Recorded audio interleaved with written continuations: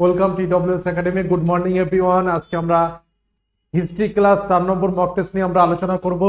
যারা এখনো জয়েন হয়নি তারা অবশ্যই জয়েন হয়ে দেবে। আমাদের এর আগে 3খানা ভিডিও আপলোড করা রয়েছে, সেগুলো দেখে নেবে।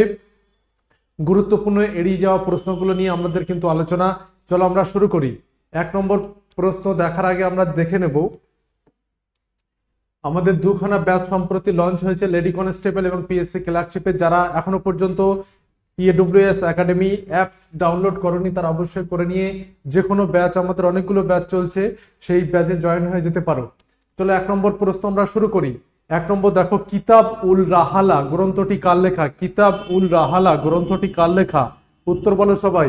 কিতাব উল রাহালা গ্রন্থটি কার লেখা?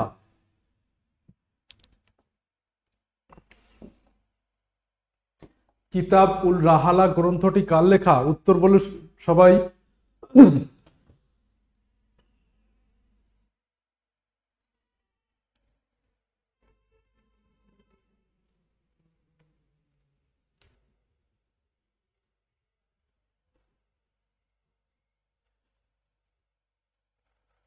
উত্তর কি হবে? উত্তর হবে ইবন বতুতা। ইবন বতুতা কিতাবুল রাহালা গ্রন্থটির লেখক। তিনি আফ্রিকাবাসী ভারতে এসেছিলেন। তিনি আফ্রিকাবাসী ভারতে এসেছিলেন। কতদিন ছিলেন? 14 বছর ভারতে ছিলেন। 14 বছর তিনি ভারতে ছিলেন। কিতাবুল রাহালা গ্রন্থটি ইবন বতুতার লেখা এবং এই গ্রন্থ থেকে মোহাম্মদ বিন তুগলকের রাজত্বকাল সম্পর্কে আমরা জানতে পারি। কার সম্পর্কে? মোহাম্মদ বিন তুগলক সম্পর্কে আমরা জানতে পারি কিতাবুল রাহালা থেকে। 2 নম্বরটা দেখো, সুলতান মাহমুদ কবে ভারত আক্রমণ করে? সুলতান মাহমুদ কবে ভারত আক্রমণ করে? সুলতান মাহমুদ কবে ভারত আক্রমণ করে? উত্তর বলো সবাই।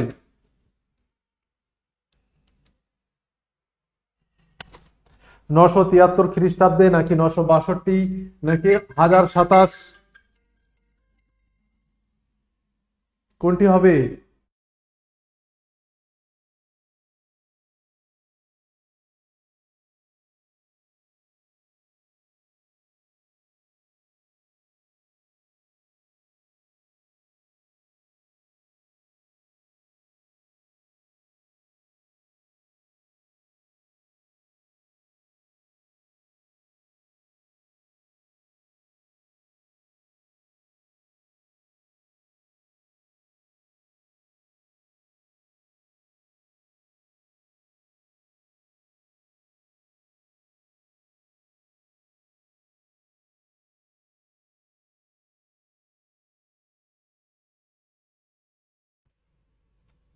তাহলে কি হবে? সুলতান মাহমুদ ভারত আক্রমণ করে 1000 খ্রিস্টাব্দে এবং 1000 খ্রিস্টাব্দ থেকে 1027 খ্রিস্টাব্দ পর্যন্ত, 1000 খ্রিস্টাব্দ থেকে 1027 খ্রিস্টাব্দ পর্যন্ত প্রায় 17 বার, জানা মতে প্রায় 17 বার ভারত আক্রমণ করে। কতবার ভারত আক্রমণ করে? 17 বার ভারত আক্রমণ করেছিল এবং উনি লুণ্ঠনকারী দস্যু হিসাবে চিহ্নিত হয়ে আছেন।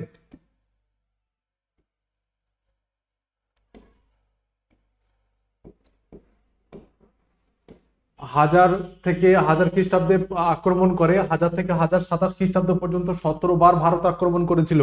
3 নম্বরটা দেখো, ব্রোঞ্জ নির্মিত নটরাজ মূর্তি কাদের শিল্প দক্ষতার পরিচয়? ব্রোঞ্জ নির্মিত নটরাজ মূর্তি, যে নটরাজ মূর্তি তোমরা অনেকেই দেখেছো, এই ব্রোঞ্জ নির্মিত নটরাজ মূর্তি কাদের শিল্প দক্ষতার পরিচয়? এই নটরাজের যে ব্রোঞ্জের মূর্তিটা, সেটা কাদের আমলে তৈরি হয়েছিল? খুব শিল্প নিপুণ দক্ষতায়।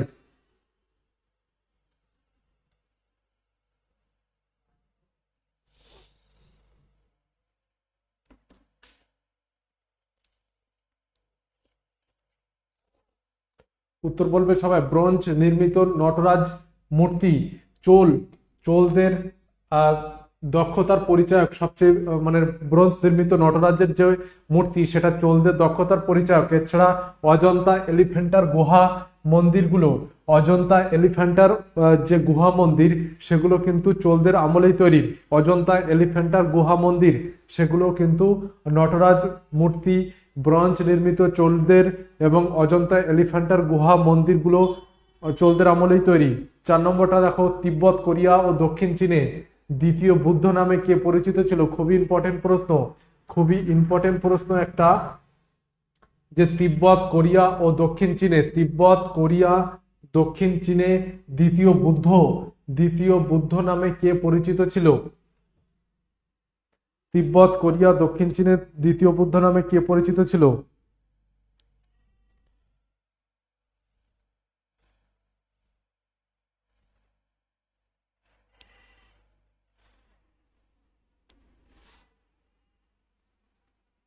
উত্তর কি হবে?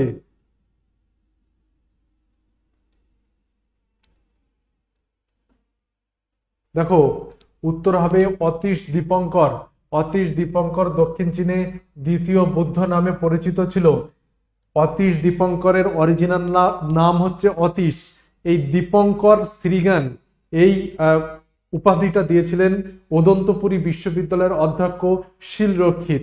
তাহলে এই দীপঙ্কর শ্রীজ্ঞান, দীপঙ্কর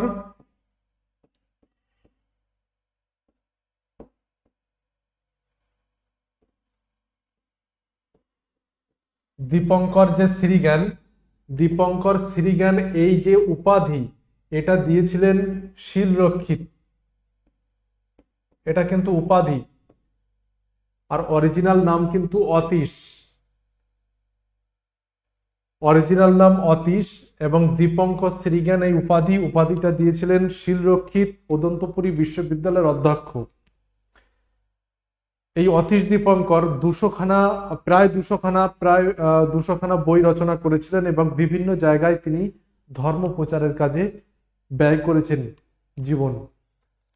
5 নম্বরটা দেখো, অদ্বৈতবাদের প্রবক্তা কে? অদ্বৈতবাদের প্রবক্তা কে?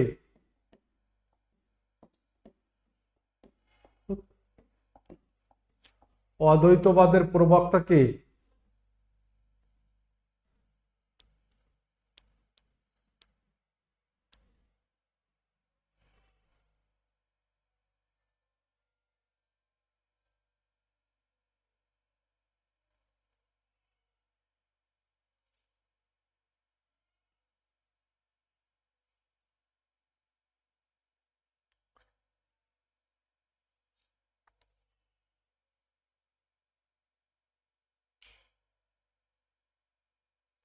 দেখো, অদ্বৈতবাদের প্রবক্তা হচ্ছে শঙ্করাচার্য। অদ্বৈতবাদের প্রবক্তাকে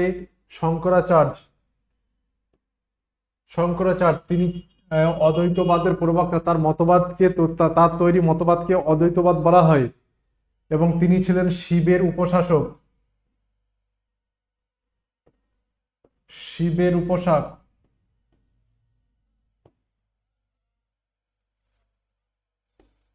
আর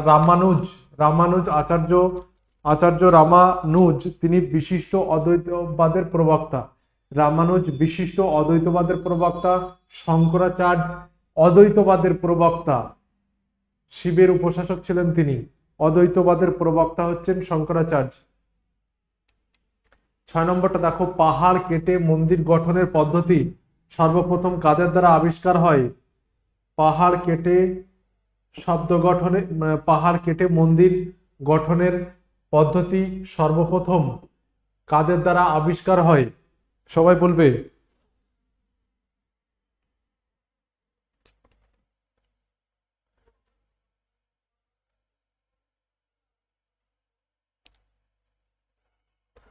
পাহাড় কেটে মন্দির গঠনের পদ্ধতি সর্বপ্রথম কাদের দ্বারা আবিষ্কার হয়?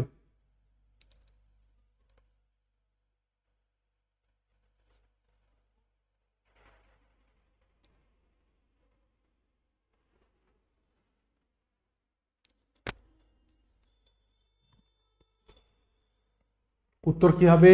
উত্তর হবে পল্লবদের দ্বারা পাহাড় কেটে মন্দির গঠনের পদ্ধতি সর্বপ্রথম আবিষ্কার হয়। এই জায়গাটা মনে রাখবে, পাহাড় কেটে 2 ধরনের মন্দির তৈরি করা হতো। একটা হচ্ছে স্বাধীন মন্দির, আর একটা হচ্ছে পাহাড়গুলো কেটে রথের আকার দেওয়া হতো, রথ মন্দির যেগুলো বলে। মহাবলী মহাবলীপুরমের রথ মন্দিরগুলো কিন্তু বিখ্যাত। আর এছাড়া পল্লবদের এই পাহাড় কেটে মন্দির গঠনের পদ্ধতি তো এরা করেছিল। সেকেন্ড নরসিংহ বর্মন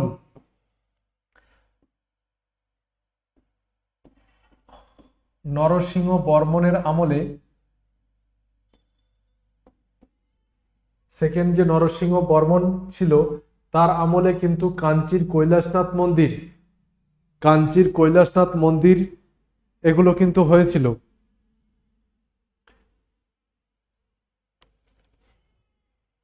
তাহলে এটা মনে রাখবে, সেকেন্ড নরসিংহ বর্মনের আমলে কাঞ্চির কৈলাসনাথ মন্দির, বৈকুণ্ঠ পেরুমলের মন্দির, এই জিনিসগুলো এই ধরনের মন্দিরগুলো কিন্তু খুবই ইম্পর্টেন্ট, এটা মনে রাখবে।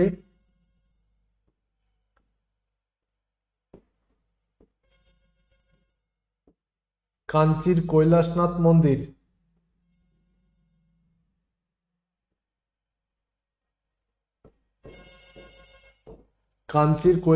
মন্দির, বৈকুণ্ঠ পেরুমলের মন্দির দ্বিতীয় নরসিংহ বর্মনের আমলে হয়েছিল এবং পাহাড় কেটে মন্দির গঠনের পদ্ধতি পল্লবদের দ্বারা আবিষ্কার করা হয়েছিল।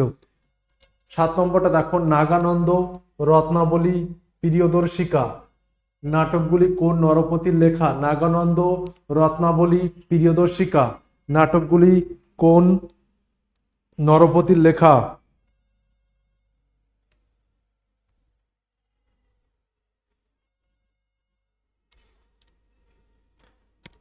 সবাই উত্তর করবে।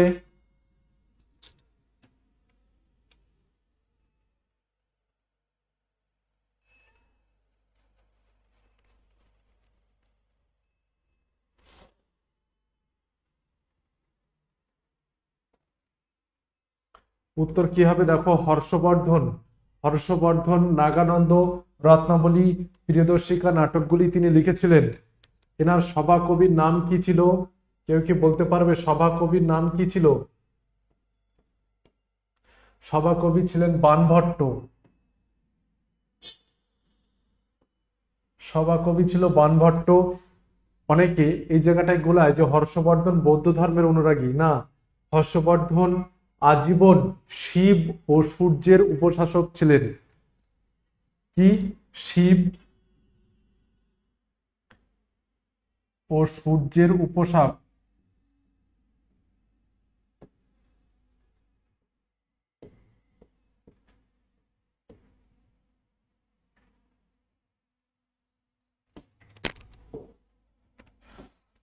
তাহলে অনেকে এটা ভুল করবে, কারণ যে অনুষ্ঠান করতেন তিনি এক ধরনের যে বৌদ্ধ মূর্তি নিয়ে, সেটা সেটা পড়ে বা সেটা শুনে অনেকে মনে করবে যে হর্ষবর্ধন বৌদ্ধ ধর্মের অনুরাগী, বৌদ্ধ ধর্ম সম্পর্কে তার অনুরাগ ছিল, বৌদ্ধ ধর্ম সম্পর্কে তিনি তার ইচ্ছা প্রকাশ তিনি বা ওই ধরনের কিছু করেছিলেন, বা বৌদ্ধ ধর্ম সম্পর্কে তার একটা আলাদা অনুভূতি ছিল, কিন্তু তিনি আজীবন শিব ও সূর্যের উপাসক ছিলেন এবং তার সভাকবি ছিল বাণভট্ট। এবং নাগানন্দ, রত্নাবলী, প্রিয়দর্শিকা নাটকগুলি হর্ষবর্ধনেরই লেখা। 8 নম্বরটা দেখো, অরি রাজ মর্দন শঙ্কর। অরি, ভালো করে লক্ষ্য করবে, অরি রাজ মর্দন শঙ্কর পুরো একটাই উপাধি। কার উপাধি ছিল? অরি রাজ মর্দন শঙ্কর উপাধি কার ছিল? উত্তর করো সবাই। অরি রাজ মর্দন শঙ্কর কার উপাধি ছিল?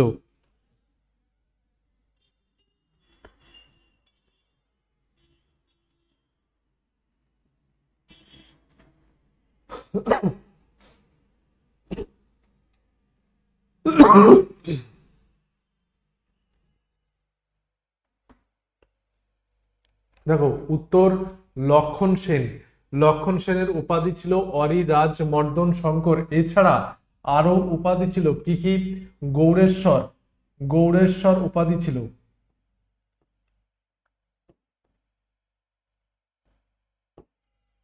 গৌড়েশ্বর, এছাড়া আর কি ছিল? পরম বৈষ্ণব।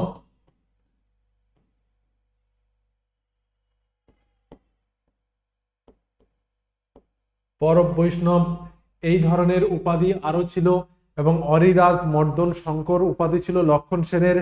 60 বছর বয়সে তিনি সিংহাসনে বসেন। 9 নম্বরটা দেখো, সব মানুষই আমার সন্তান। আমি যা কিছু করেছি তার একমাত্র উদ্দেশ্য হলো ইহজগৎ ও পরজগতে তাদের সুখী করা। এই কর্তব্য সম্পাদন করে আমি জীবের প্রতি আমার ঋণ শোধ করতে চাই। উক্তিটি কোন নরপতি করেছিলেন প্রাচীন যুগে? কোন নরপতি করেছিলেন?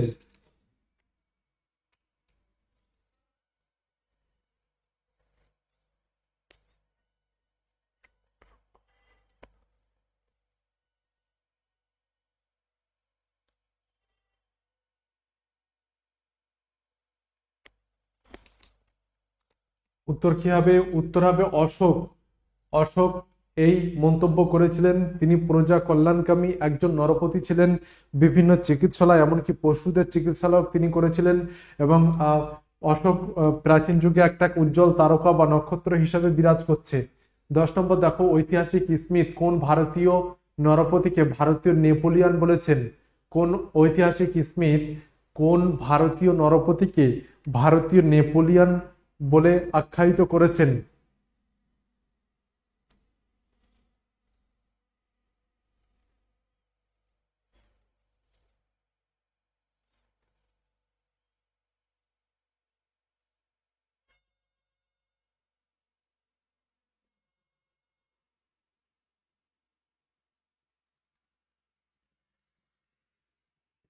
উত্তর কি হবে? সমুদ্রগুপ্ত।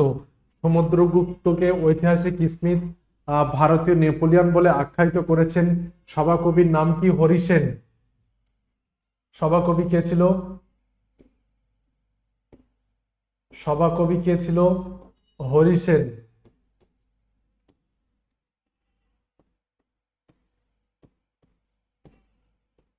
হরিসেন ছিল তার সভাকবি। আর সমুদ্রগুপ্ত। 11 নম্বরটা দেখো, সেরেনিক উপাধি কার ছিল? সেরেনিক উপাধি কার ছিল? উত্তর বলবে সবাই। সেরেনিক উপাধি কার ছিল?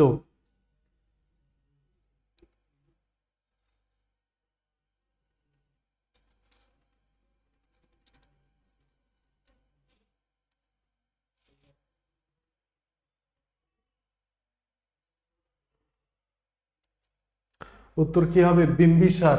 বিম্বিসার তার উপাধি ছিল সেরেনিক। তিনি 545 খ্রিস্টপূর্বাব্দে 545 খ্রিস্টপূর্বাব্দে তিনি সিংহাসনে বসেন, মগধের সিংহাসনে বসেন। তখন থেকে মগধ কিন্তু সর্বেসর্বা হয়ে ওঠে।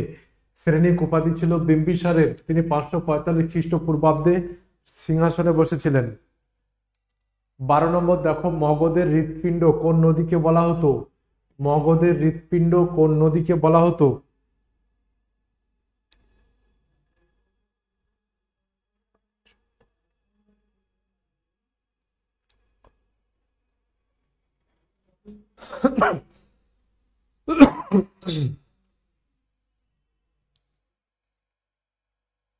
মগধের হৃৎপিণ্ড কোন নদীকে বলা হতো? বলো সবাই, উত্তর করো।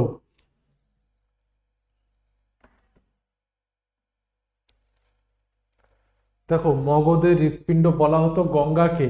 গঙ্গাকে মগধের হৃৎপিণ্ড বলা হতো।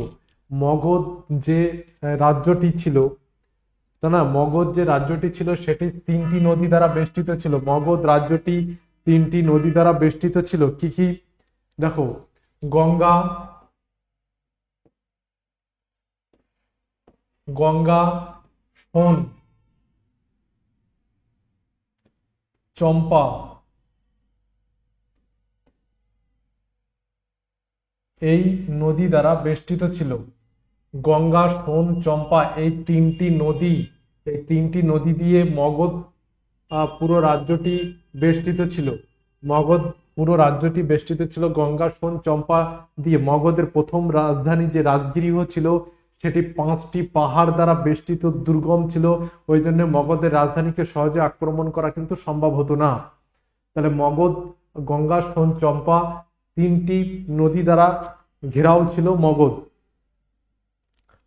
পরবর্তী বৈদিক যুগে পূর্ব ও পশ্চিম সমুদ্রের উল্লেখ আছে কোথায়?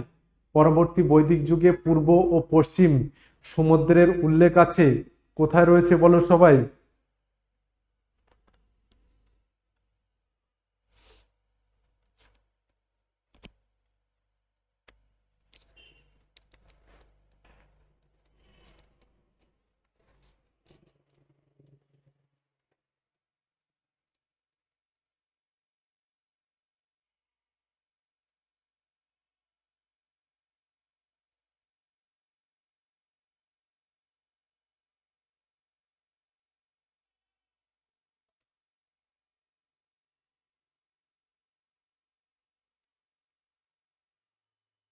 শতপথ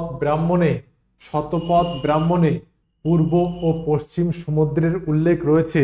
পূর্ব ও পশ্চিম সমুদ্রের উল্লেখ রয়েছে পূর্ব ও পশ্চিম শতপথ ব্রাহ্মণে।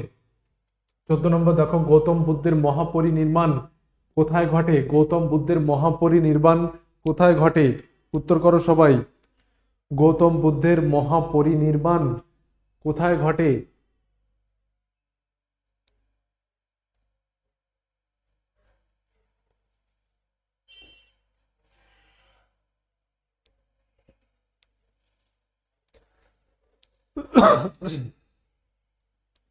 দেখো, কুশীনগরে গৌতম বুদ্ধের মহাপরিনির্বাণ ঘটে। মল্ল রাজ্যের রাজধানী এটি। মল্ল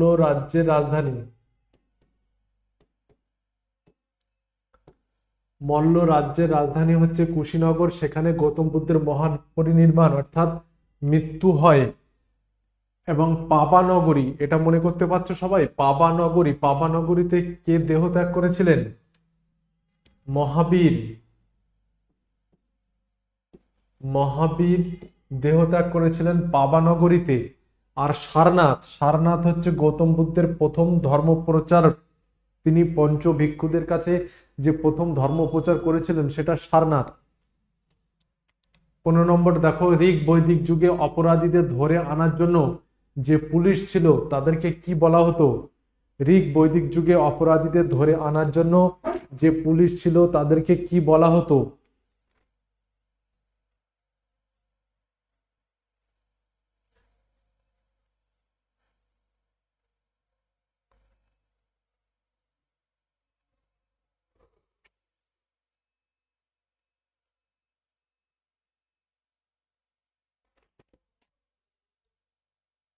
উত্তর কি হবে? উত্তর হবে উগ্র। ঋগ বৈদিক যুগে যে অপরাধীদের ধরে আনার জন্য যে পুলিশ ছিল তাদেরকে বলা হতো উগ্র। ঠিক। আর ঋগ বৈদিক যুগে অপরাধীদের ধরে আনার জন্য যে পুলিশ ছিল তাদেরকে বলা হতো উগ্র। এই উগ্র মধ্যমসী কাদের বলা হতো?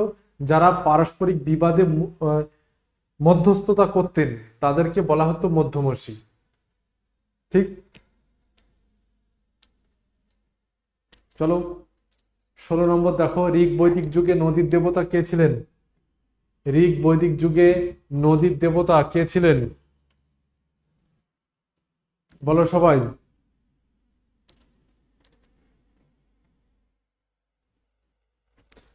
ঋগ বৈদিক যুগে নদীর দেবতা কে ছিলেন?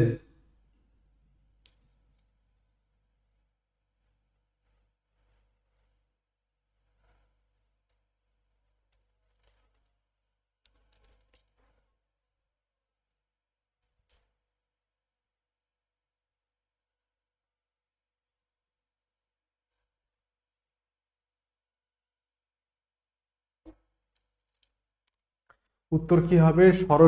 সরস্বতী হচ্ছে ঋগ বৈদিক যুগে নদীর দেবতা ছিলেন সরস্বতী। 17 নম্বর দেখো, মারাঠা সাম্রাজ্যের অষ্টপ্রধান কারা ছিল? খুবই কনফিউশন প্রশ্ন, এই ধরনের প্রশ্ন আসলে কিন্তু কনফিউশনে পড়ে যাবে।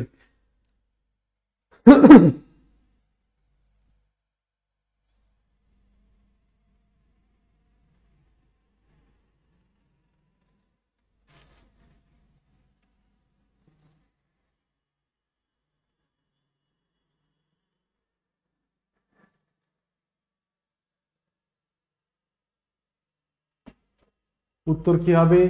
উত্তর হবে 8 জন মন্ত্রী। 8 জন মন্ত্রীদের অষ্টপ্রধান বলা হতো মারাঠা সাম্রাজ্যে। 18 নম্বর দেখো, খনন কার্যের ফলে মহেঞ্জোদারোতে সভ্যতার কয়টি স্তর আবিষ্কার হয়েছে? খনন কার্যের ফলে মহেঞ্জোদারোতে সভ্যতার কয়টি স্তর আবিষ্কার হয়েছে?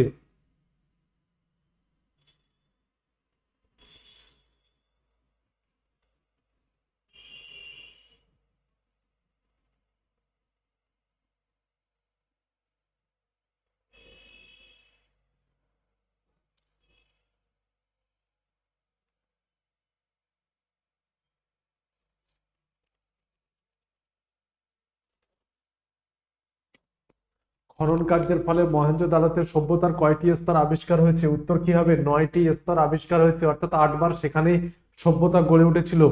মেহেরগড়ে কয়টি স্তর আবিষ্কার হয়েছে? মেহেরগড়ে কয়টি স্তর আবিষ্কার হয়েছে অনেকে বলতে পারবে? মেহেরগড়ে 7টি এবং হরপ্পায় 6টি স্তর আবিষ্কার হয়েছে। মেহেরগড়ে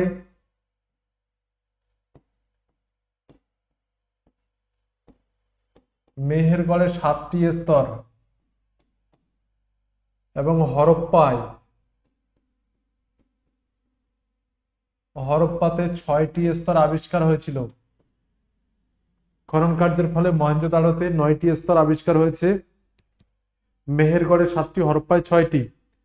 19 নম্বরে দেখো, বাংলায় নীল বিদ্রোহ ঘটেছিল কবে? বাংলায় নীল বিদ্রোহ ঘটেছিল কবে? উত্তর বলো সবাই।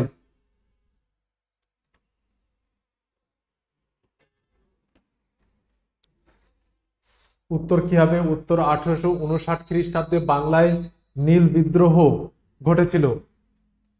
20 নম্বর দেখো, মারাঠা সাম্রাজ্যের শেষ স্বাধীন পেশোয়া কে ছিলেন? আগের দিনের প্রশ্ন পরোক্ষভাবে রয়েছে। মারাঠা সাম্রাজ্যের শেষ স্বাধীন পেশোয়া কে ছিলেন? মারাঠা সাম্রাজ্যের শেষ স্বাধীন পেশোয়া।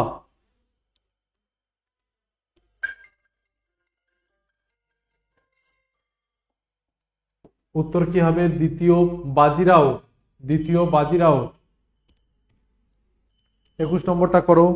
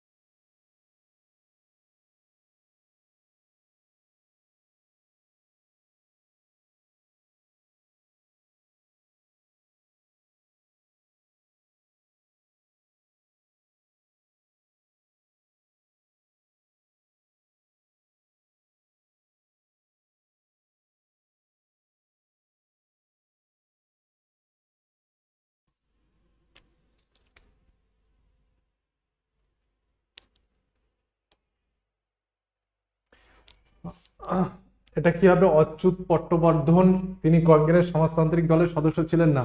22 নম্বর দেখো, ভারতের কোন ইংরেজ গভর্নর জেনারেল আন্দামানের এক কয়েদি হত্যা করে? কয়েদিকে হত্যা করেছিল? তাড়াতাড়ি করো উত্তর। উত্তর কি হবে? লর্ড মেও। মেওকে আন্দামান দ্বীপের এক কয়েদি হত্যা করেছিল, কয়েকজন কয়েদি। সর্বভারতীয় রাজনীতিতে গান্ধীজির প্রথম পদক্ষেপ কি ছিল? সর্বভারতীয় রাজনীতিতে গান্ধীজির প্রথম পদক্ষেপ কি ছিল? সবাই বলো। সর্বভারতীয় রাজনীতিতে গান্ধীজির প্রথম পদক্ষেপ কি ছিল?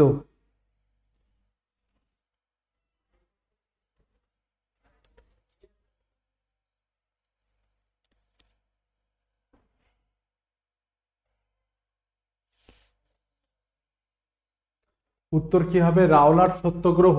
রাওলাট সত্যাগ্রহ হচ্ছে ভারতবর্ষব্যাপী প্রথম ধর্মঘট গান্ধীজির। 24 নম্বর দেখার আগে দেখো, নতুন ফাউন্ডেশন ব্যাচ রয়েছে, ডব্লিউবিপি, কেপি, এসএসসি, জিডি, উদ্যম এবং প্র্যাকটিস ব্যাচ রয়েছে। যার যখন যেটা দরকার সেটা সাবস্ক্রিপশন নিয়ে তোমরা ক্লাস করতে পারো। 24 নম্বর দেখো, কোন বছর ক্যাবিনেট মিশন ভারতে এসেছিল? কোন বছর ক্যাবিনেট মিশন ভারতে এসেছিল? উত্তর করো সবাই।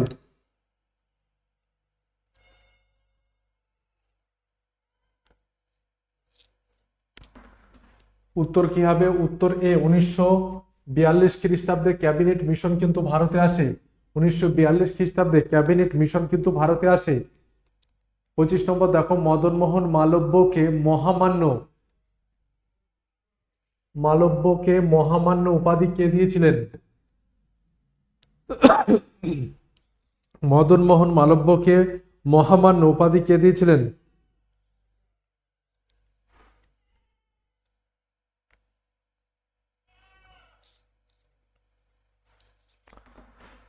উত্তর কি হবে দেখো, মহাত্মা গান্ধী কিন্তু উপাধি দিয়েছিলেন মদন মোহন মালব্যকে মহামান্য উপাধি। 26 নম্বর দেখো, কত সালে নিখিল ভারত কিষাণ সভা গঠিত হয়েছিল? উত্তর করো সবাই, কত সালে নিখিল ভারত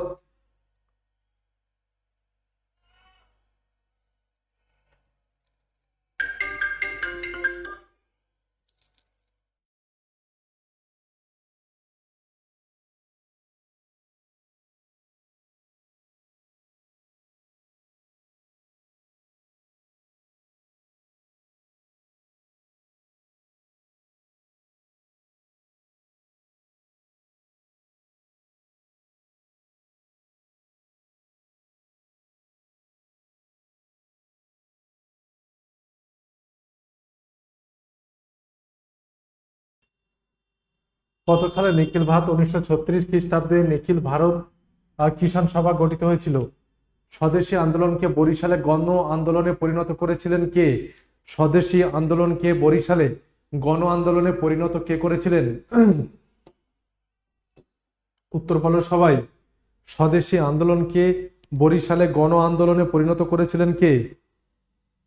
খুবই ইম্পর্টেন্ট প্রশ্ন এটা।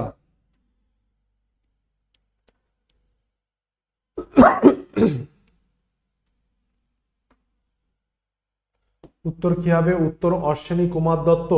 অশ্বিনী কুমার দত্ত স্বদেশী আন্দোলনকে বরিশালে গণ আন্দোলনে পরিণত করেছিলেন। 28 নম্বর দেখো, এদের মধ্যে কে নরমপন্থী ছিলেন? জি কে গোখলে, বিজি তিলক, বিপিন চন্দ্র পাল, লালা লাজপত রায়। কে হবে উত্তর?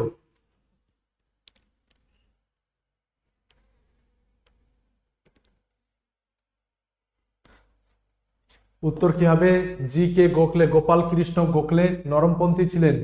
29 নম্বর দেখো, কানপুর ষড়যন্ত্র মামলায় অভিযুক্ত হয়েছিলেন কে বা কারা? কানপুর ষড়যন্ত্র মামলা।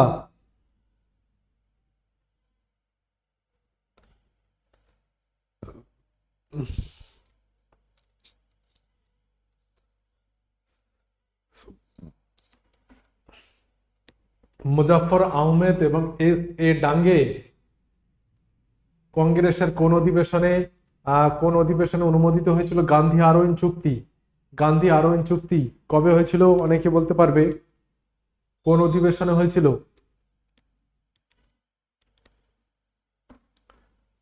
উত্তর কি হবে? উত্তর করাচি অধিবেশন হয়েছিল। কবে হয়েছিল? গান্ধী আরোইন চুক্তি কবে হয়েছিল? 1931 খ্রিস্টাব্দের 5 মার্চ।